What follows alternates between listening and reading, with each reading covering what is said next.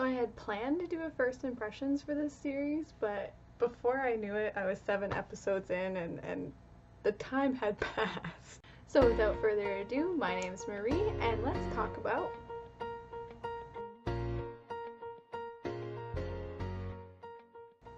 Now, The Liar and His Lover is categorized as a romantic comedy, but it's more of a melodrama in my opinion. It's not very funny.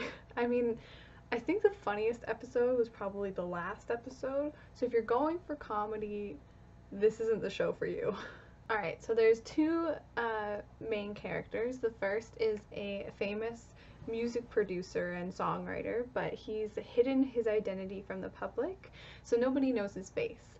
And the second is a high school girl who's got an incredibly beautiful voice.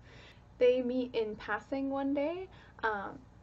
The high school student, she falls in love with him at first sight, while he accidentally gives her something that later he uses her feelings, like manipulates her, in the hopes to get it back.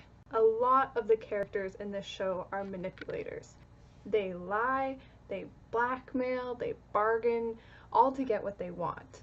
But what's important here is that the show recognizes that these aren't necessarily good qualities and actively tries to give story arcs and character development to move away from those manipulative traits.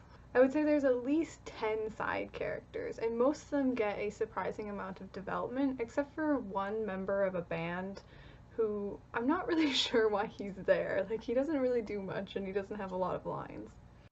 Alright, so I really loved our female lead.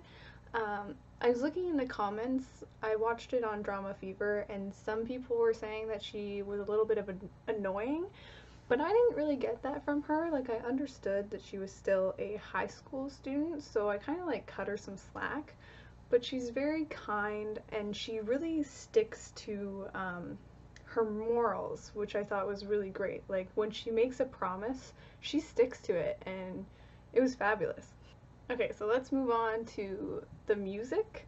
I mean, the show is about the entertainment industry after all, so there's definitely music in the show. And there's two songs in particular that really stood out to me, and I was actually like humming along and they were stuck in my head afterwards. Now, personally, I'm not super musically inclined. I don't play any instruments, so for me, I couldn't like hear when someone was singing really well or playing an instrument really well. Like, it just sounded good to me. But the actors did such a good job in responding to the music happening that I could tell when something was good or when something was bad based on their acting. The writers also did a really good job at illustrating some of the negative sides of fame and some of the negative sides of being an artist in general, and how if you prioritize your art, you can end up hurting the people around you.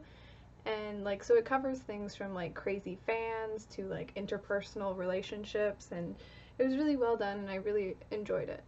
And lastly, the show had one of the most organic, satisfying endings that I can think of. I'd give this drama a 4 out of 5 stars. Now, I'm not going to talk any spoilers because I don't think there's really a point. And also, like, there weren't any specific moments that really stuck out to me. The show was really consistent in the fact that, like, all the way through was just a good time. So I think if you like music shows or you like shows that have to do with idols, this is going to be a good one for you. And also, if you like a show where the characters develop a lot, like drastic change, like they're not who they were at the beginning of the show, I'd give this one a try. Alright, I'm Marie. Have a good day. Have a good night. Bye!